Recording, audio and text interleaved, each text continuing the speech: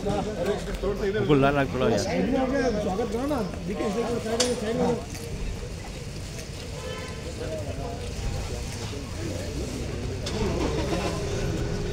रोहित जी थोड़ा बैठ।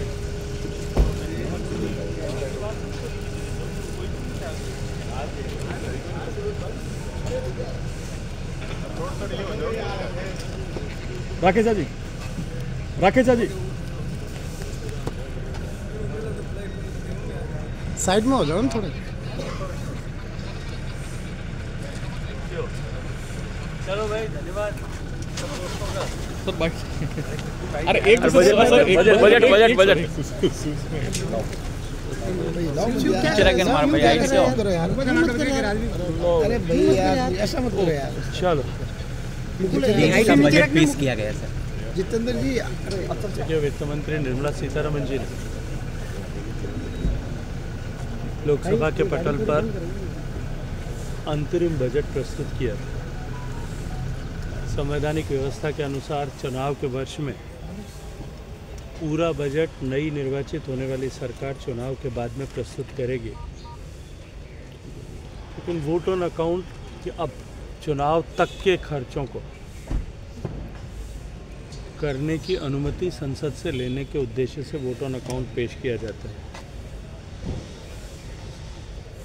लेकिन क्योंकि ये एक ऐसी कॉन्फिडेंट सरकार के द्वारा प्रस्तुत किया गया था, एक ऐसे आत्मविश्वास से लबरेज प्रधानमंत्री के नेतृत्व वाली सरकार के द्वारा पेश किया गया, जिसे इस बात का पूरा भरोसा है कि हम लौट करके फिर सरकार में आने वाले हैं। हालांकि माननीय प्रधानमंत्री जी ने अपने इस आत्मविश्वास का प्रकटीकरण स्वतंत्रता दिवस के दिन लाल किले के प्राचीर से चर्चा करते हुए भी, देश को संबोधित करते हुए भी किया था कि मैं अगले साल फिर लौट कर आऊँगा और यहीं से आपको संबोधित करूँगा। पिछले 10 साल से जिस तरह से सरकार ने कंसिस्टेंसी के साथ में, निरंतरता के साथ में काम किया, एक स्पष्ट लक्ष्य को प्राप्त करने के लिए एक सुनिश्चित मार्ग पर चलते हुए उस लक्ष्य की तरफ कई कदम आगे बढ़ाए।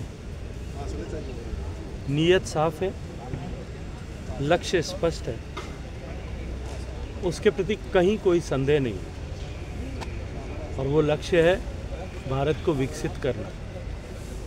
और उसका मार्ग जैसा प्रधानमंत्री बन की कुर्सी पर बैठने से पहले उन्होंने तय किया था कि गांव, गरीब, किसान, पीड़ित, शोषित, वंचित, दलित, इन सब के जीवन में परिवर्तन ला करके ही देश का निर्माण किया जा सकता है, देश को बदला जा सकता है।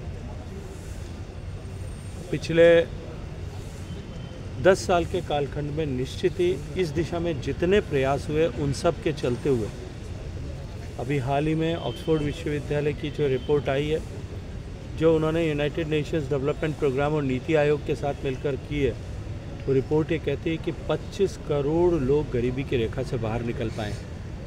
एक तरफ सामान्य मानवी का जीवन स्तर सुधारना, दूसरी तरफ देश के इंफ्रास्ट्रक्चर को फ्यूचर रेडी बनाना, देश एक विकसित देश बनने की दिशा में आगे बढ़े, उस दृष्टिकोण से देश के इंफ्रास्ट्रक्चर को तैयार करना, आर्थिक दृष्टिकोण से देश को मजबूत करना, इन तीनों समन्वित प्रयासों के चलते हुए आज हम ये लक्ष्य लेने का साहस कर पाएँ कि 2047 तक हम देश को विकसित बनाएंगे। और इस विकसित भारत के विकसित होने की दिशा में बढ़ते हुए भारत के आत्मनिर्भर होने की दिशा में बढ़ते हुए भारत का अमृत काल प्रारंभ हुआ, उसके प्रारंभ का ये बजट है, जो स्पष्ट संकेत देता है कि आने वाले समय में सरकार किस दिशा में, किन प्राथमिकताओं के साथ में काम करेगी।